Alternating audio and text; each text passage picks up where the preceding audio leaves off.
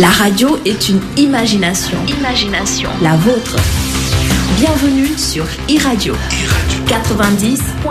Et parmi nous, Coumba Gawlo, véritable grande célébrité de la musique africaine, véritable grande célébrité de la musique, respectée et aimée par ses pairs, nous a rejoint dans le studio de iRadio. Coumba Gawlo, salam alaikum ou bonjour. Maaleykum salaam Boubacar. Mbaa yaa ngi am jàmm. maa ngi sant yàlla bu baax. Nos vœux les meilleurs pour vous. Merci amiin ñu bokk lépp.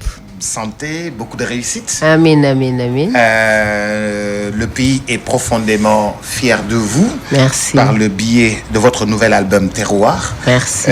Qui a fait le tour du Sénégal par le biais de la culture. Merci. wër Sénégal yëpp ci wàllu culture. fu nekk nga dem tibb fa waaye laata loolu bëggoon nañu tirer bilan wu album bii nga xam ni moom moo ko précédé. boo doon tirer bilan bu njëkk Coumba Gawlo lan ngay wax ci album bi nga xam ni moom moo weesu. waaw Boubacar balaa dara ma dellu nuyu leen yéen équipe iRadio yëpp. Merci. di dellu it di nuyu auditeurs ak auditrices yi nga xam ne yëpp ñoo ngi ñuy déglu fii. di la xamal ni kontaan naa ñëw dal ci seen rajo bu bees bi. di leen féliciter it vraiment ci innovation yi ci installation yi c'est magnifique. C'est moderne.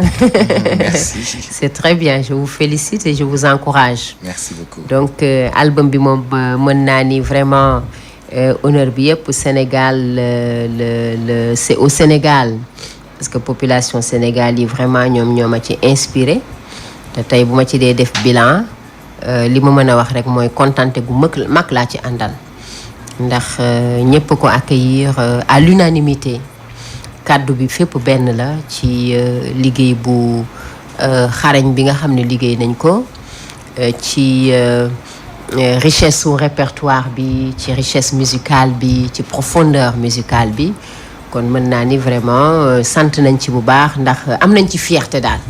waaw am nañ ci fierté ndax public bi am na ci satisfaction. Coumba Gawlo fan la inspiration wu def album boo xam ni lépp dafa bàyyeekoo ci profondeur u Sénégal dem Sine wuti fa ci cosaan dem Kolda wuti fa ci cosaan dem Kédougou wuti fa ci cosaan dem Fuuta wuti fa ci cosaan lépp loo xam ni da di wayu cosaan yoo xam ni suñu identité culturelle la. fan la inspiration boobu jóge. xam nga dama gis ne Afrique suñu richesse dafa bëri waaye ndeysaan malheureusement ñun xamuñu sax valeur li ñu am dañu bëgg di jëggaani.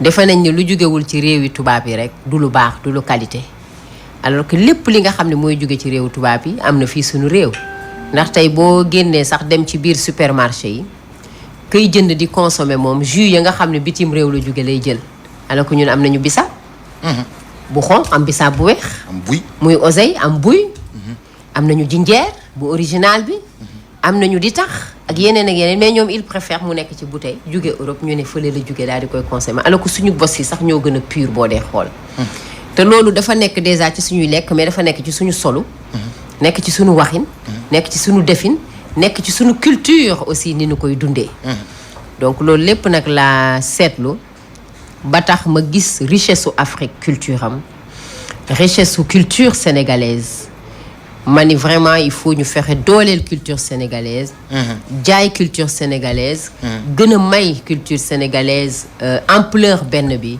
parce que ñun Afrique am nañu richesse bu tax soxlawuñu di jëggaani feneen ndax li ñu am doy nañu ba ëpp ko donc loolu moo waral inspiration bi xam nga Sénégal yaatu na yaatuwaay boo xam ni dafa am ay tànn ay ruq yoo tànn wala boog ay dëkk yoo tànn ñu gis ni Casamance taxaw na Kolda taxaw na Sine Saloum taxaw na gis ni tamit jëliwaat nga way woo xam ni Papa Lay Bamba moo ko wayoon gis ni Bundu ak Fuuta taxaw na gis ni Tambacounda taxaw na mais yu ancré yi nga xam ni par exemple xam nga li doon gën a yomb mooy nga ñëw fii Thiès si ay dëkku séeréer dem mais xam nga Kolda dafa sori xam nga Fuuta dafa sori ça veut dire que vous avez mis beaucoup d'énergie beaucoup de temps à aller rencontrer écouter et que ñu accueillir la dalal la nga fanaan ci ñoom dëkk ak ñoom toog ak ñoom lekk ak ñoom passer des moments ak ñoom waaw loolu mooy li nga xam ne moo am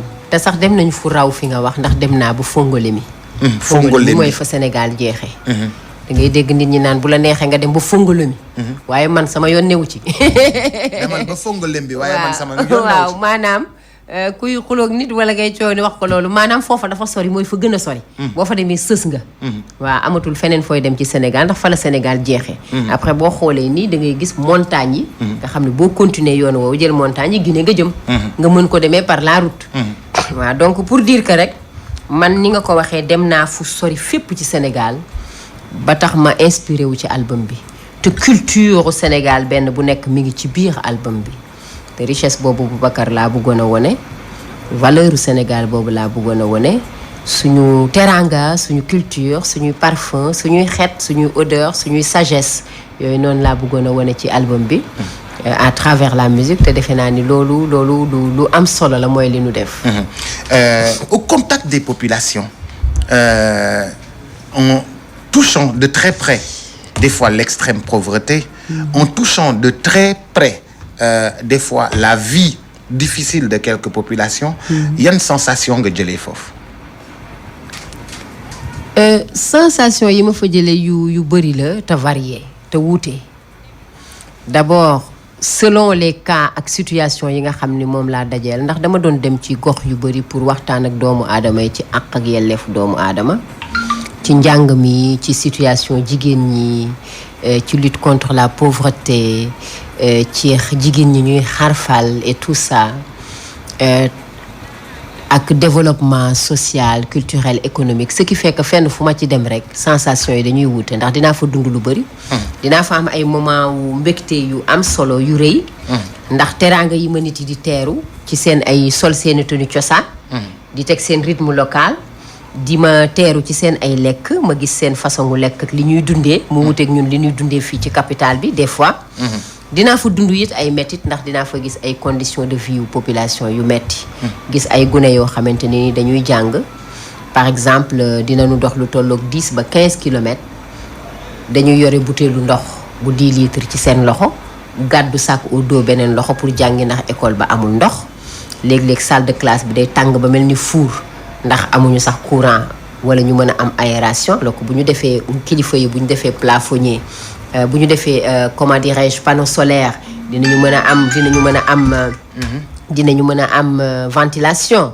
donc yooyu dafay nekk moom ci beneen côté bi loo xam ne du doon kontante ci man autant de l'autre côté mbégte laa am. beneen bi ay naqar laa am. dinaa fa gisit ay naqar léeg-léeg wala ay tristesse parce que damay gis ay jigéen ñu nekk ci ay conditions yu metti loolu di lu ma naqari nga xam ne war nañ ko mën a saafara léeg-léeg ma gis fa am fa ay espoir.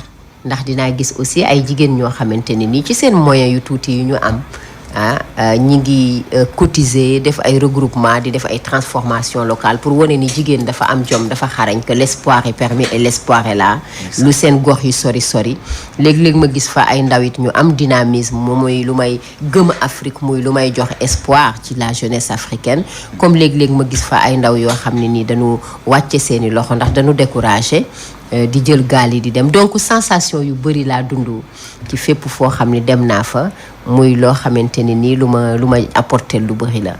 te kefe la originalité bi pour man mi ngi nekk ci ki nga xam ne du séeréer waaye xam ni séeréer ci cosaanam la bokk mu dem nekk ak séeréer yi jàng seen aada jàng seen cosaan ba noppi daal di koy restituer. tout à fait. loolu effectivement mooy originalité bi parce que man du sama kàllaama quoi. waaw du sama langue mais xam nga bi ma demee ci sama tournée yi dëkku séeréer yi bokk na ci dëkk yi ma gën a inspiré. ndax dem naa Fimela dem Diofior dem vraiment ay goxu séeréer Saafeen yooyu yëpp Soobeen yoo xam ne dañ ma inspiré ma ànd fa ak Nations Unies pour seeti jigéen ñi seeti xale yi et puis li ma doon impressionné su ma demee seen leget yu rëy yooyu nga xam ne dañ ciy nas ay per ba mu fees ñu jël ko di tëgg di def folklore di way c'est extraordinaire Boubacar vraiment l'Afrique est riche le Sénégal a une richesse extraordinaire donc yooyu moo ma inspiré et puis bi ma ñëwee nag ci way bi la retenir et puis gars yi aidé ma ci accent bi aussi ñi ma ci doon liggéeyal ci kàllaama bi ci kenn ku ci nekk ci gox bu ci nekk quoi ñoom nga daal di jël nga da ngay ñëw en fait ñu lay accueillir defal la folklore tëggal la dalal la comme une vraie princesse absolument comme la grande royale dalal la ba noppi nag yow nga toog wax ak ñoom mais ci lu ñu lay dalal way yi ngay dégg yëpp wañ yi ñu lay wayal yëpp ñu lay wayal benn par benn nga jàpp ci nga retenir ci bi tout à fait après ngeen bind nga laajte cosaanu way ma laajte cosaan bi laajte sens bi parce que chanson yi aussi choix yi loolu aiguillonné na ko ndax bu ma dama ci amoon gox bu ci nekk dinaa am lu mat ay fukki way mais il fallait que ma choisir benn sauf Tamba boo xam ne jël naa ñaar parce que ñaar yi dañ ma neexoon et puis seen sens dafa amoon solo ce qui fait que sens bi man moo doon surtout li nga xam ne moo doon diriger quoi mooy li nga xam ne voilà sens way bi historique way bi mais aussi popularité way bi ndax xam nga ngulok dafa populaire voilà te dañu bëggoon def loo xamante ne nii nit ki foo mën a nekk ci àddina te bokk ci communauté boobu boo ko déggee rek mu rappeler la sa histoire rappeler la say enfance rappeler la say origine mais xam nga touche yi du bokk ñoom dañoo am benn touche traditionnelle yow nga am benn touche moderne comment ngay mën a jéggee pont boobu jóge ci touche traditionnelle bi ñëw indil ko modernité te doo ko dénaturer loolu mooy particularité bi waaw toute la particularité quand même loolu la quoi voilà particularité bi vraiment loolu la parce que dañu bëggoon def ce mixage là du traditionnel et du moderne c'est ce que disait Senghor ouverture et enracinement donc s'ouvrir à travers le moderne au niveau de la musique et puis s'enraciner à travers le traditionnel avec les flûtes avec les calbasses parce que ngulot dégg nga ni calbasse mi ngi ci ak yenn accent yi et tout ça donc defe naa loolu aussi bokk na ci esprit artistique direction artistique album bi ci xam nga bi nga fa demee dégg nga wayu làmb dégg nga wayu traditionnel dégg nga wayu lii dégg nga wayu sëy kuy sëyi dégg nga wayu kuy ñibbisi ku ñuy teeru dégg nga wayu mais le ngulok c'est quoi le sens en fait waaw ngulok wayu sëy la wayu mariage la boo xam ne tradition séeréer dañ koy faral di wayal képp koo xam ne yaa ngi sëyi donc yu ndoogu jéen nag mooy xale bu jigéen bi nga xam ne mooy sëyi xale bu jigéen bu rafet la am sacré yàlla moo tax ma ne yàlla daal ne mooy sacré yàlla voilà ñu ne ko ak sa sacré yàlla bu rafet bi mi ngi ree voilà mi ngi sëyi mais xol bi bëgg na dem bëggul dem bëgg na jëkkër ja donc bëgg na dem mais am na tristesse parce que bëgg na aussi ay waajuram mais nag il faut ndoogu jéen nga jéem a forcer rek daal di dem nag parce qu'il faut nga sëyi ndeysaan voilà ndeysaan loolu mooy am na tamit beneen particularité boo xam ni ça nous amène directement foofu nga xam ni moom moo di au Fouta et puis qui a emporté tout le monde mi ngi tudd Siyo nag di machallah loolu nga xam ni moom la Kumba Gawlo nakkal ñi nga xam ni ñoom ñoo di Foutanké yi mu bàyyi ko bundu képp ku dëkk Fouta et puis léegi nit ñaa ngi daw ku nekk di daw di ubbi studio bi naan bii moo ci dàq Kumba Gawlo ça c'est une aussi chanson traditionnelle alpulaar kii aussi bi nga fa demee da la marqué moom nga def ci album bi nii pourquoi bii particulièrement aussi parce que c'était l'une des plus belles chansons parce que vraiment gis naa dégg naa ay wayu alpulaar yu bëri mais bii dafa bokkoon ci bi nga xamante ne nii vraiment man moom moo ma doon arracher les tripes comme on peut le dire maanaam moo may jam ci xol quoi moo ma doon jooyloo et puis dafa profond voilà dafa profond dafa riche donc loolu moo waral man ma tànnoon ko aussi voilà à tout point de vue alors dégg nañ ci way wi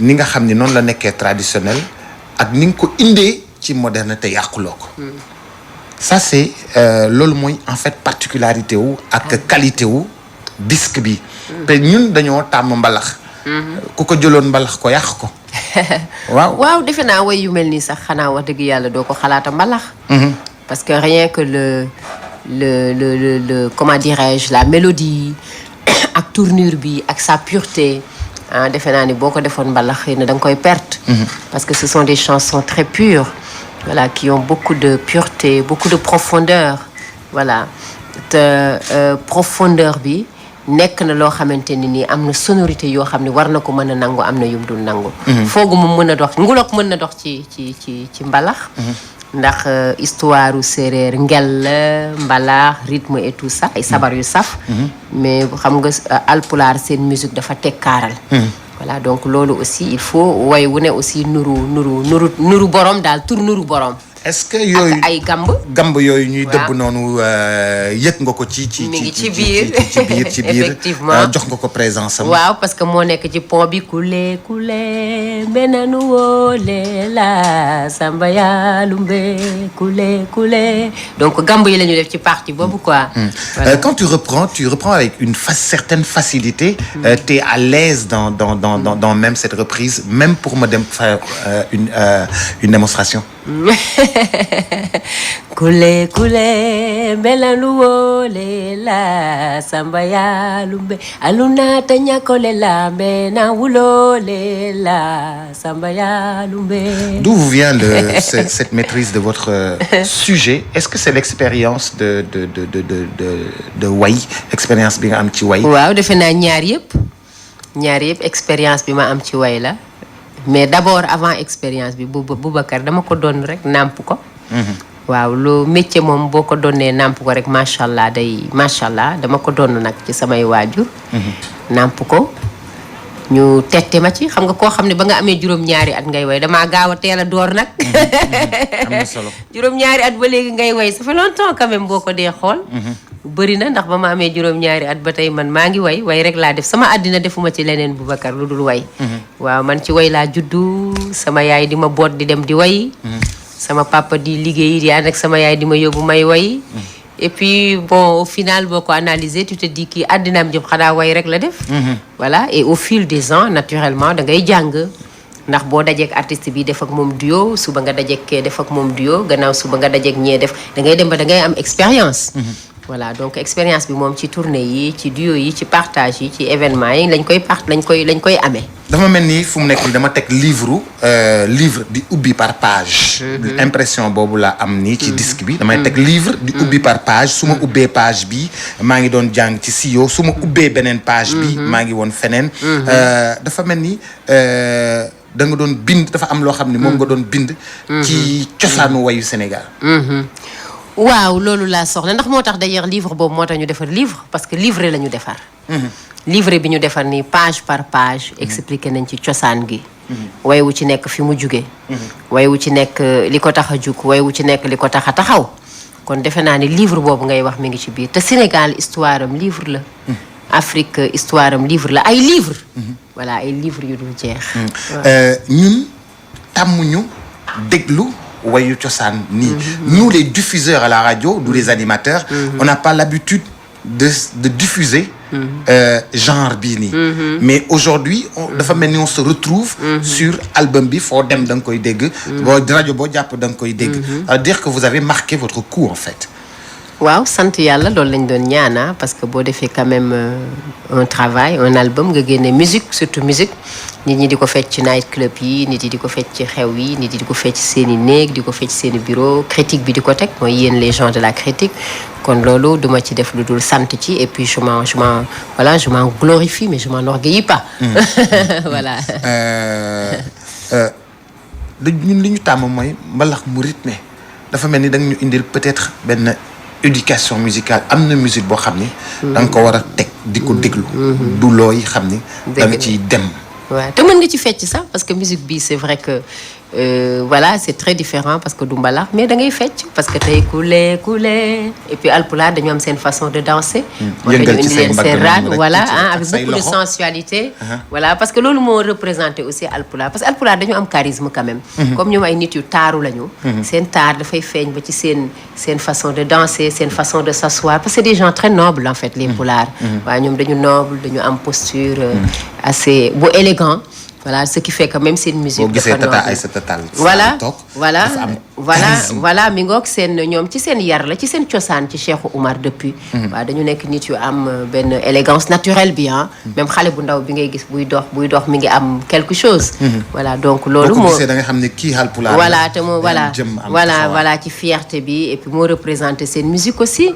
voilà donc sio comment dirais-je ngulok rythme yi dafa représenter séeréer yi ñoom ni ñu bëggee rythme ni ñu bëggee ngel ni ñu bëggee leneen donc defe naa ne morceau bu ci nekk rek am na ku mu représenter sa communauté ci artistiquement ci musicalement au-delà de texte au-delà de voilà de li muy signifier quoi. On est dans le rythme et dans les profondeurs du Sénégal ñu demoon Tambacounda ci Hassania te Tambacounda ñaari way la ci am na ci Buña am ci Hassania alors dans le rythme ça bouge dans les textes c'est la pureté mais aussi dans le rythme nous y sommes profondément Kumba morceau bi aussi dafa lay transporter dafa lay voyager loo même boo xamul Tambacounda nu mu mel dafa mel ni da ngay nekk dans l'imaginaire waaw tout à fait ndax xam nga boo dee xool bitu way yi la en fait voilà rythme yi quoi rythme yi parce que c'est des rythmes standards internationaux yoo xamante ni n'importe qui mën na ko fecc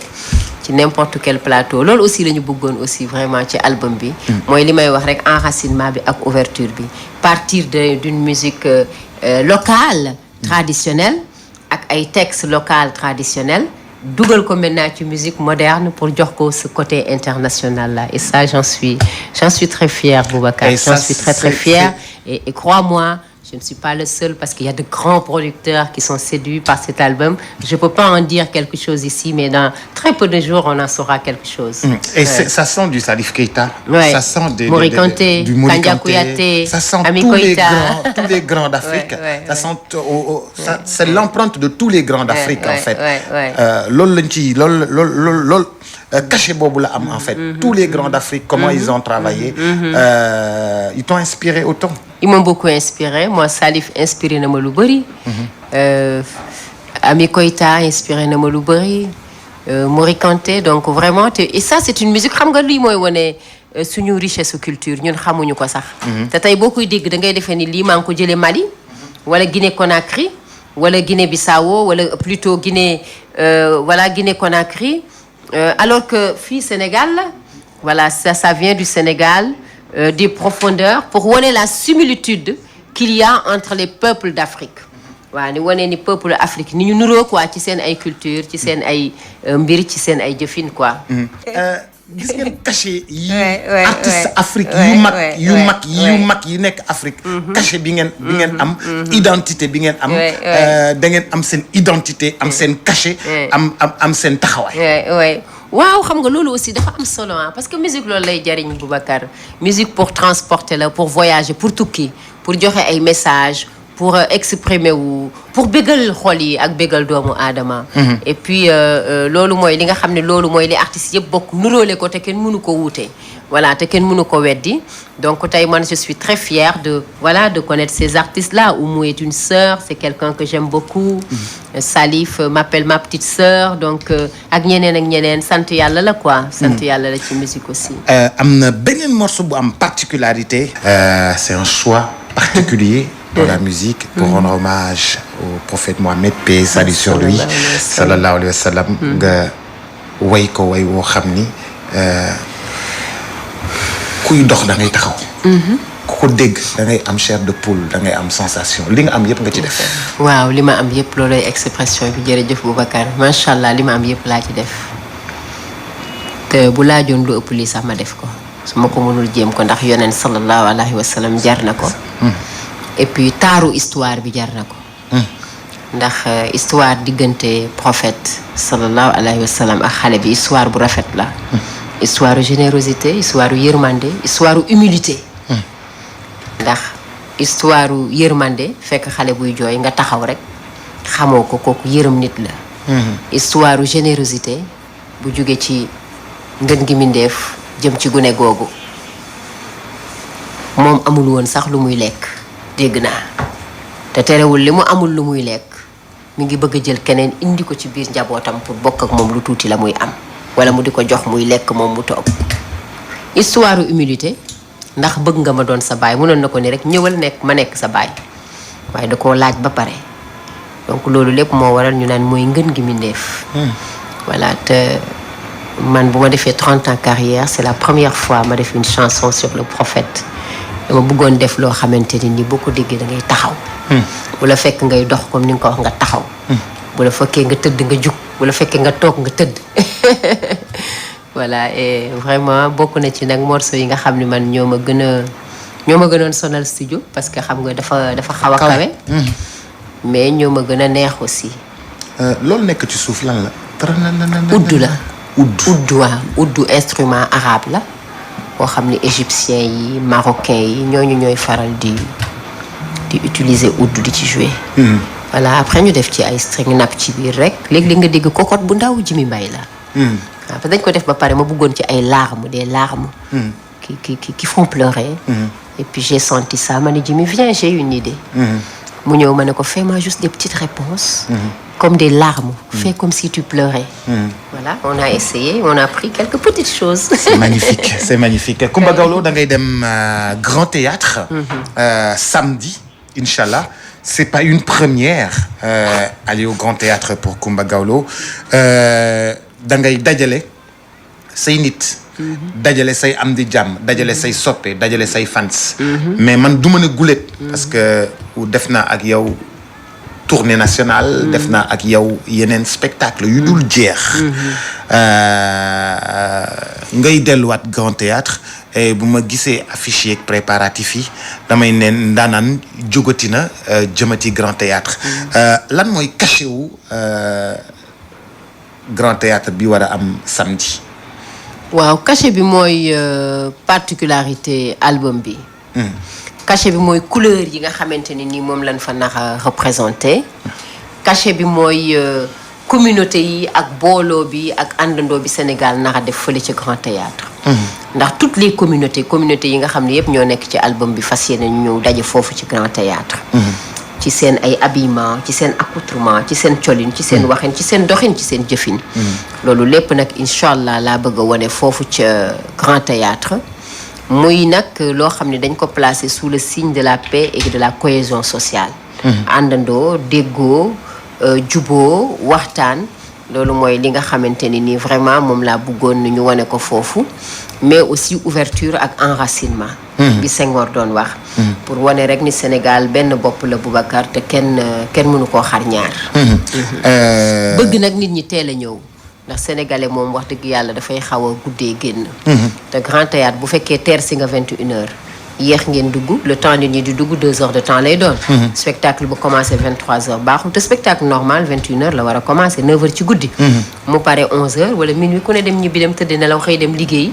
voilà noonu lay demee ci réew yu jëm kanam yi.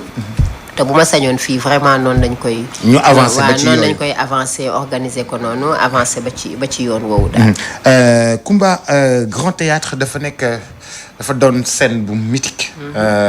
du loo xam ni dafay yomb trop. organiser ko. dafay laaj ay moyens. dafay laaj beaucoup de communication. dafay laaj taxaw dafay laaj gunge après perception municipale ñëw jël lu mu ci am. après BSDA ñëw jël lu mu ci am. après yow artiste bi doo dese dara. lan ngay te terewul. vous en voulez encore. de livrer ce genre de grand spectacle. waaw parce que ñun way la ñu am pour def ko Boubacar boo wayul nooy def. un artiste un chanteur qui chante pas crève. comme disait l'autre donc waykat bu wayul dee nga. da nga war a way. kuy animé ci rajo boo animétul waxatoo dee nga.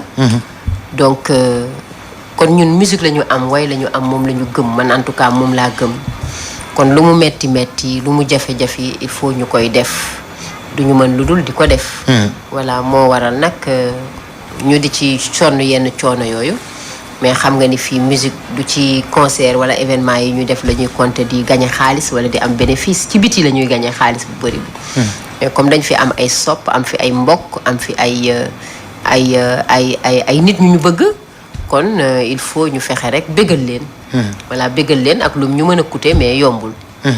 mais daal loolu lañ ci jublu. voilà loolu rek mooy sabab bi.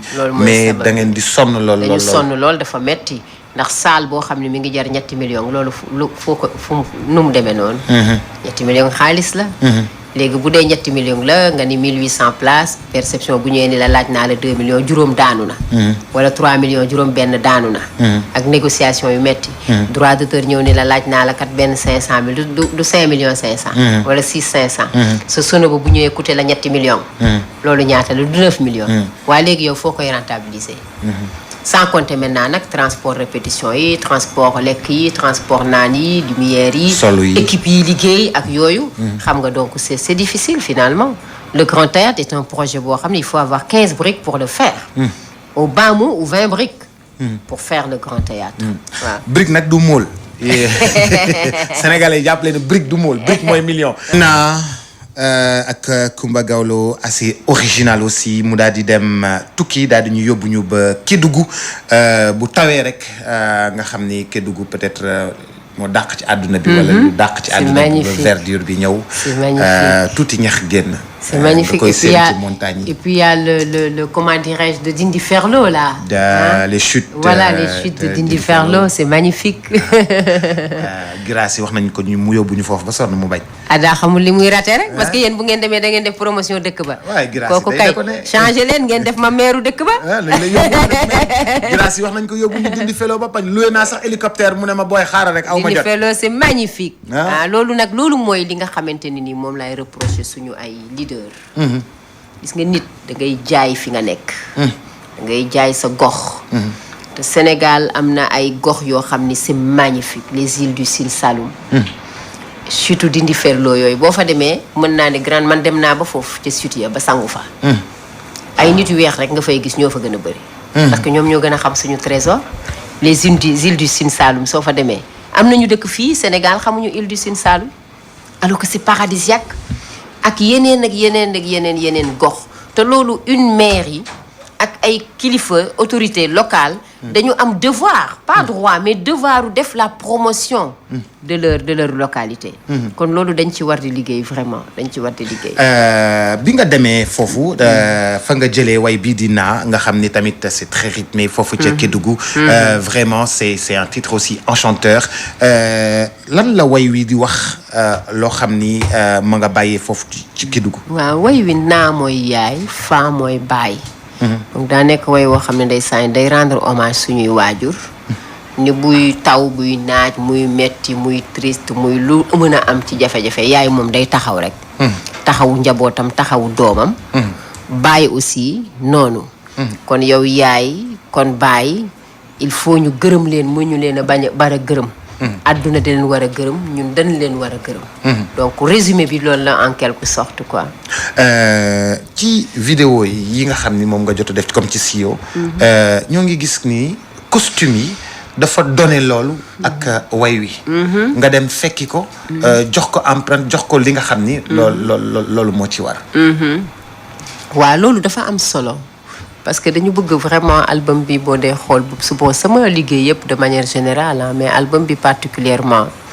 lépp lu ñuy def rek dañu bëgg mu am une synergie mu am une continuité ak terroir waaw ndax terroir moom cosaan la te boo dee xool couleur yi mooy couleur terre couleur or couleur bois maanaam couleur suuf si couleur bant yi nga xamante ni moom la ñu am ak couleur or maanaam soleil bi loolu mooy couleur Afrique loolu mooy couleur terroir quoi voilà la chaleur la pureté voilà le ocre et tout ça donc moo tax ñu bëgg a dem ba ci retour aux sources bi puiser ndax boo dee xool CEO dañu wane jigéen ñi ci seen naturel kenn maquillé wu leen fi ñu leen fekk seen village ak seen gerte yu ñuy xool li nag yi ni ñuy doxee ni ñuy dundee dans la réalité voilà pureté boobu profondeur boobu vraiment lañ bëggoon wane costume yi aussi effectivement bi yoon dama préféré woon liggéey ci ay costumes yoo xam ne c'est assez extraordinaire et puis jege na vraiment image wu album bi image way benn bu ci nekk quoi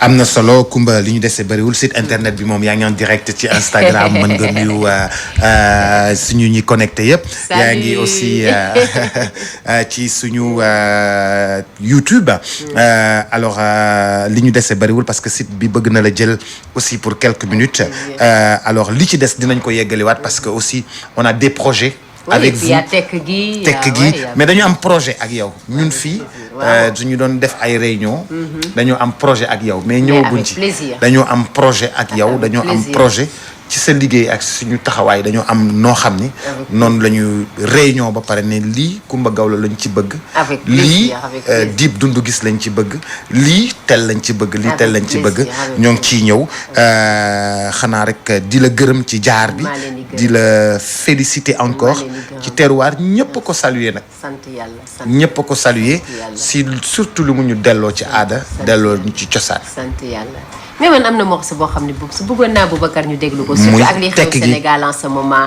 muy sunu Sénégal xëy na tekk géeg yëpp sax sunu Sénégal moom chaque jour dañ koy diffuser fii tous les jours loolu campagne de chanson de propagande la ak réew mi ni mu tëddee ak réew mi ni mu demee yéen a ngi koy diffuser chaque jour déglul tekk gi way la woo xam ni Alaaji Laay Bamba moo ko bindoon man maa ko bind di ko ci rendre hommage waaw man maa ko bind di ci rendre hommage sama papa ndax xam nga tekk gi mooy silence le silence écoutez le silence ndax maar day taali bu fi nit jógee da ngay gis ni silence dafay tekk lépp ni tekk voilà moo tax vraiment ma doon rendre hommage mon père vraiment ak tekk gi nga xamante ni nii moo ci war daf la bàyyee tekk waaw daf ma bàyyee jaaxle ndax xam nga bu nit génnee àddina da ngay jàq ngay am njàqare da ngay ne mais lan moo xew qu'est-ce qui se passe voilà lépp ni teg àll ni seen ndaw ñëpp sëngéem donc loolu mooy image ak décor dëy quoi voilà te loolu laa bëggoon un peu relater rappeler un peu film bi quoi le film de ce qui s'est passé réellement nga déglu tekk gi tey fàttali nag ci biir tekk gi li mu la daan wax fi ma jaar ak moom li mu ma daan wax ak ni mu ma yaree yaru valeur yi mu ma yar yaru valeur yooyu war laa wax ni yow kat xamal ki nga doon waroo def lii waru la lii waru la di la tegaat ci kaw tali bi pour nga bañ a wàcc tout le temps oui tout le temps ci wax ci dégg ci wax ci jëfin man ak samay waajur c'est toujours comme ça toujours voilà musuma laa fekk ngay enregistré wala ngay way te gisuma sa yaay sa wet waaw parce que moom am na expérience xam nga moom ci moom laa doon ne way yi moo tax damay soxla toujours beneen bët ak beneen nopp ak beneen xalaat moo tax toujours muy ñëw ci sama wet di fekke mais aussi ñaanam dina am solo waaw muy ñëw toog ñaanal la foog sa wéeruwaay la daal waaw sama wéeruwaay la waaye sa xarit la waaye sa complice la waaw sama xarit la loolu dama koy seede ndax dama ko fekkee moom sama xarit la ndeysaan et puis moom dafa baax waaw moom dafa baax sa yaay ndeysaan sama yaay moom mère bu baax la waaw yow tam doom bu baax xale la quoi mais yow tam doom bu baax nga merci yow tam doom bu baax nga doom bu yaru nga doom bu topp sa yaay nga doom bu toppatoo sa yaay nga pour am ci billet Grand Théâtre yi pour le spectacle de Coumba Gawlo vous appelez au 77 666 67 36 77 666 67 36 le grand rendez-vous est prévu Inch'Allah le grand rendez-vous est prévu Inch'Allah Lor Aladji Man kooku sama frère la Lor Aladji Man na xam ne maa ngi en direct tam dama bàyyi tamit kooku de sama frère la te Aladji Man tamit na xam ne maa ngi en direct dama bàyyi ba ma pare day soutenir sœuram non nen naa ko jël indirect waxal en direct de ma jël ko indirect acca kon yaa ngi en direct waxal kon yaa ngi en direct Lor Aladji Man maa ngi nuyu auditeurs yëpp di ziar. ndeysaan boo paree sa direct nga jël ma indirect. waaw léegi Coumba Gawlo ngi lay déglu nuyoo la Coumba Gawlo. la diva à la voix. waaw comment va mon frérot là. ñu ngi lay ziar gis naa sa taxawaay maa ngi lay remercier gis naa pop yi gis naa taxawaay bi je te remercie beaucoup. jërëjëf loolu suñu wàll la ci sa liggéey. merci di la wax ne nag bis bi le 19 janvier incha allah. merci ñu ngi lay xaarandi ko ci bés ba de. ndeysaan jéena taxaw leen rek xaar ma bu boobaa rek ngeen xam ne ndaanaan yegg si na. Boubacar ba pare nga. fii ñëpp pare nañu. waaw udal caay may luus bu ñuul. caay may bu ñuul. oui ma ku ne dañuy wax ku ne da ngay sol sa cosaan sama tengaado lay ñëwee. man de commencé naa amagum naa daal caay may bu ñuul. jamput bi laay waaj ak faaru mbaam yi. day baax incha allah merci beaucoup. allez plus tard merci. à tout à l'heure merci beaucoup Lor Aladji Man ak kon mënoon naa sax jël de gars ñëpp a ngi woote ci suba ak tey ñëpp a ngi woote bi ñu commencé waxtaan ba léegi mais en tout cas Coumba merci. c'est moi Boubacar c'est moi man maa leen di gërëm bu baax di leen sant. man maa leen di gërëm je suis un peu distraite non mais ne vous inquiétez pas. mais comme ñoo ngi lay encourager bu baax. et puis di la féliciter on est très fiers de ce disque. merci beaucoup très fiers de ce disque. et puis lii ñëw moo dàq incha allah merci jërëjëf à samedi. À samedi, Inch'Allah. Merci beaucoup. Merci. Coumba Gawlo était de passage dans les locaux de iRadio, bien sûr, dans Xorom ci Cin. Alors tey xam ngeen ni yëf yi saf na sap te it day gën a saf fu ñu toll ba suba ak jàmm incha allah suba imam Fall bu Sacré-Cœur imam Ratib bu Sacré-Cœur lay àndal incha allah suba ci Xorom ci Cin bu soobee yàlla. La radio est une imagination. La vôtre. Bienvenue sur iRadio 90.3.